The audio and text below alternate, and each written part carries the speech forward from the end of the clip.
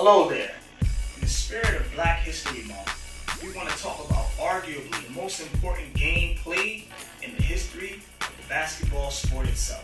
But before we get into it, we need to talk about things in context so that you, the viewer, can understand how important this game was for the forming of the NBA and the future of NBA players and how they benefited from this game. But before we really get into it, please hit that subscribe button at the bottom. Hit that thumbs up if you like the content. The NBA was not always this global phenomenon as it is now. The NBA was created through the merger of two great leagues, which often go unmentioned and forgotten by many basketball fans. A league that in 1949 looked much different than the league that we see today. The National Basketball League, also known as the NBL, was a professional basketball league in the United States created in the year 1937. And the second of the two leagues was the BAA, or the Basketball Association of America, which was a pro league founded in 1946. The BAA, although younger than its predecessor, sought to challenge and rival the dominance of the 9-year-old NBL National Basketball League.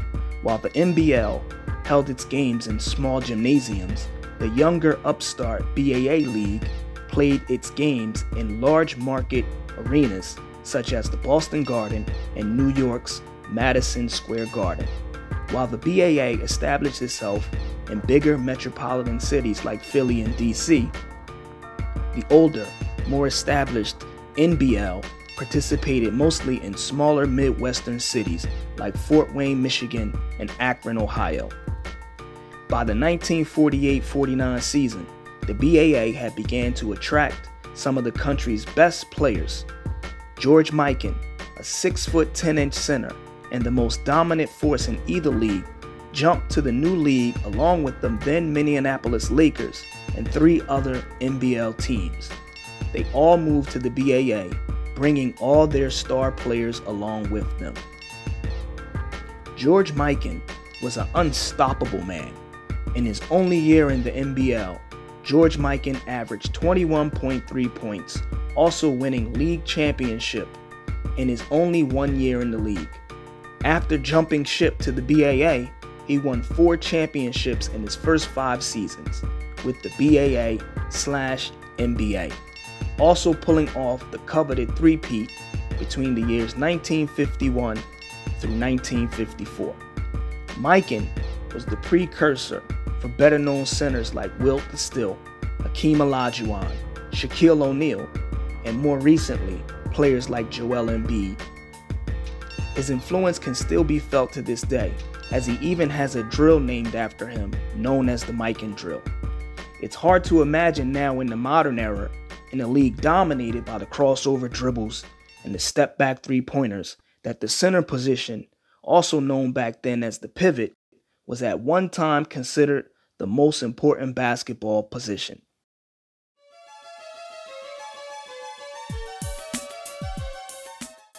By the time Mikan had debuted in the BAA in 1948, he upped the ante by scoring 28.3 points per game and another league championship. He would continue to terrorize as the anchor of his team, leading his teams in scoring and rebounds. Rebounds did not become an official stat until the 1951-52 NBA season, but in the first year of becoming part of the official stat line, Mikan bulldozed through opponents, averaging 23.8 points and 13.5 rebounds per game. In addition to economic woes, the use of black players was another sticky issue for the BAA, as the league may have not openly banned the use of black players, but the higher-ups, those who made decisions, knew better than to sign a black player and for what that would mean to its mostly white audience. The NBL lost 11 franchises to either the BAA or bankruptcy. As the 48-49 season wound down, both leagues knew that cooperation was going to be needed in order for both leagues to survive. Both leagues were facing uncertain financial futures and were losing teams at an alarming rate. At the conclusion of the 48-49 BAA season, its only third season, the BAA and the National Basketball League decided to form the NBA, also known as the National Basketball Association. Although there were black athletes in the NBL by the time of the merger and the formation of the NBA, there was an unspoken rule. In 1950, from the beginning of the NBA merger, most of the fans that went to the games in the major arenas were white. Team owners also were white, and they also owned the arenas, and blacks were not allowed to rent these arenas for any reason. So basically this meant if a black person was not playing on a team, there was really no reason for them to be in the arena at all. The owners collectively came up with the unwritten rule. Only 2 black basketball players were allowed per team. Initially, they didn't even allow black players to score. Could you just imagine the stifling talents of people like Michael Jordan, LeBron James, or even Kevin Durant being told not to shoot? But this was common in the NBA's early history. Black players, regardless of how talented, weren't even allowed to put the ball in the basket. They were simply on a team for little more than acceptance, restricted to just passing and rebounding. Only a few teams like the Harlem Wrens and later the Globetrotters featured all-black teams, which allowed black players to showcase their talent. The Harlem Globetrotters are seen today as an entertainment-first team that probably couldn't compete against the NBA's best in a legitimate game. But in those days, the Trotters had a 103 winning streak against formidable talent. While the Globetrotters played to sellout crowds in the early 50s, the newly formed NBA struggled to draw more than a few thousand fans to its games. To hype up interest in the new league, the NBA scheduled doubleheaders that featured the Globetrotters. Little did we realize it would turn out to be one of the most memorable basketball games of that time. Jackie Robinson had broken Major League Baseball's color line with the Brooklyn Dodgers in 1947. But segregated teams were still the norm in the world of pro basketball for 3 more years. But segregation was finally on its way out in the US and in basketball, and the Lakers versus the Globetrotters series gave it its best hook shot. The Minneapolis Lakers and Harlem Globetrotters were 2 teams on a crash course. One had been around for more than 20 years, the other less than 1 year. But in the winter of 1948, they were pro basketball's 2 best teams, so the interest was high going into the first Globetrotter-Lakers showdown in February of 1948. The Lakers had just arrived in Minneapolis that season from the then-defunct NBL. The Globetrotters were the more established and accomplished team by then, but they didn't regularly face anyone with the height and talent of George Mikan, who was said to be the greatest player of his generation. The Lakers Globetrotter game actually was scheduled as a preliminary to a Basketball Association of America game between the Chicago Stags and the New York Knickerbockers. But the arena record of nearly 18,000 fans who turned out that day for the doubleheader were not there to see the Stags or the Knicks. The Globetrotters and Lakers were the main draw. 3 notable Trotter players at that time were Reese Goose Tatum, Pop Gates, and Marcus Haynes. Tatum is considered to be the original clown prince of the Trotters. He is best known for using comic routines during the game. Goose choreographed several of the famous Globetrotter routines, including hiding in the crowd and spying on the opposition's huddle. However, Tatum was a serious basketball player.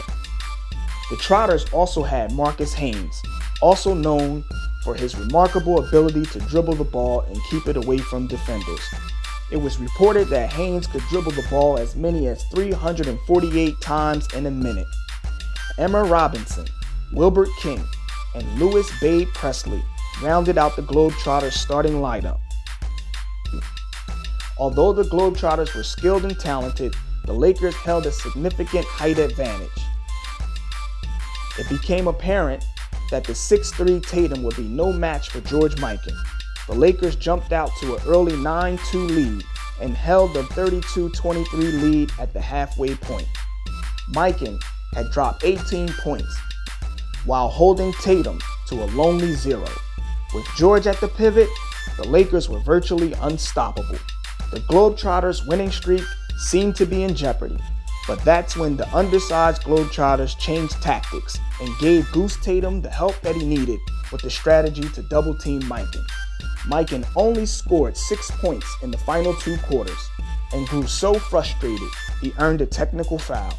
The Globetrotters strategy allowed them to tie the game at 59.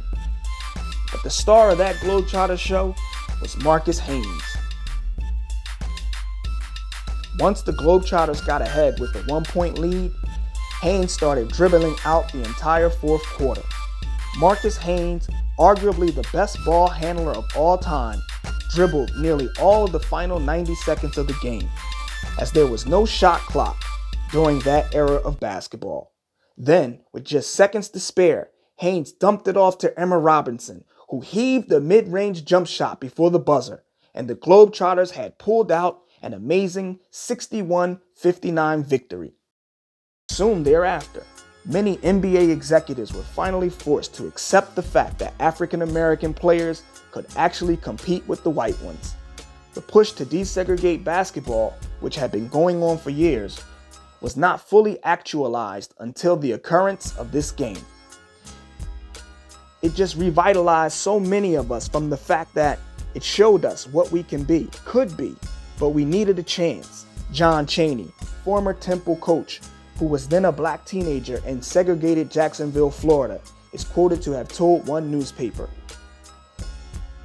"As the NBA grew in stature, it could pay higher salaries than the Globetrotters could, and the best African American players began to opt for the NBA, and many of the Globetrotters' brightest stars began headed for the NBA as well.